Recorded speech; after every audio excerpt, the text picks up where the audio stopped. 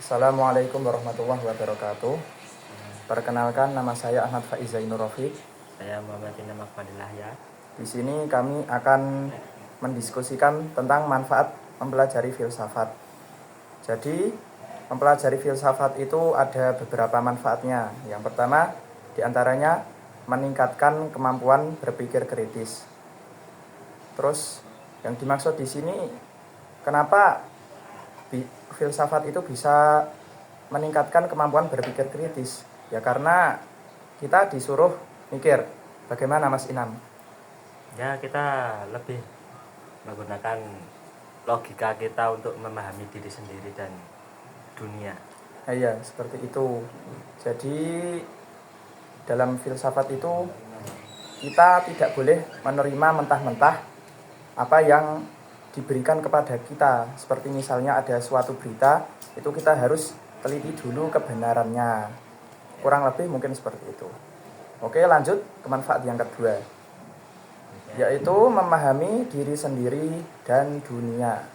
Bagaimana Mas Inam? Memahami diri sendiri dengan dunia itu berarti kita itu di dunia ini itu membutuhkan apa dan apa yang harus kita lakukan itu harus kita pikirkan dulu. Contohnya kita besok mau apa, kita sekarang itu harus berbuat berbuat bagaimana gitu loh. Apa yang harus kita lakukan hari ini dan seterusnya. Jadi lebih mengenali ke diri sendiri, misal kebutuhan diri sendiri. Iya. Aku ki butuh iki apa? Ya. Aku ki apa ya, mungkin seperti kemampuanku itu sampai mana, mungkin Ya. seperti itu ya. Ya, begitu. Oke, mungkin kurang lebih seperti itu ya. Oke, lanjut ke manfaat yang ketiga, yakni membuka perspektif dan pikiran. Ya kurang lebih itu mungkin sama dengan yang pertama, kurang lebih. Nah, lebih sama dengan yang poin pertama. Nah, Lanjut. karena mempelajari filsafat itu kan membuat apa ya, secara tidak langsung melibatkan pemikiran kita dan untuk berpikir itu kita harus memiliki wawasan yang luas. Nah, jadi fungsi filsafat itu di situ kita memperluas perspektif atau sudut pandang dan pemikiran kita. Jadi tidak hanya itu mulu, tidak hanya bergantung kepada satu perspektif mulu. Kita harus bisa mengkritisi pemikiran kita juga. Mungkin kurang lebih seperti itu. Oke, lanjut ke manfaat yang keempat, yakni meningkatkan keterampilan memecahkan permasalahan.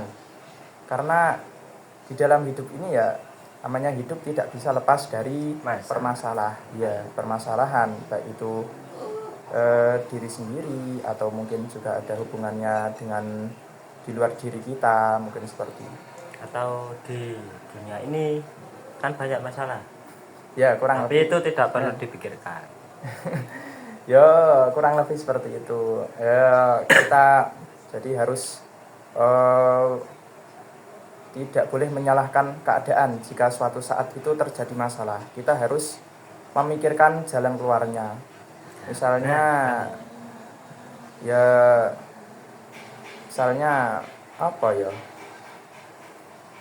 Misalnya ketika sedang dapat masalah, yes, kurang lebih seperti itu. Intinya jangan melampiaskan dengan hal yang tidak benar. Itu aja. Ya, kurang lebih.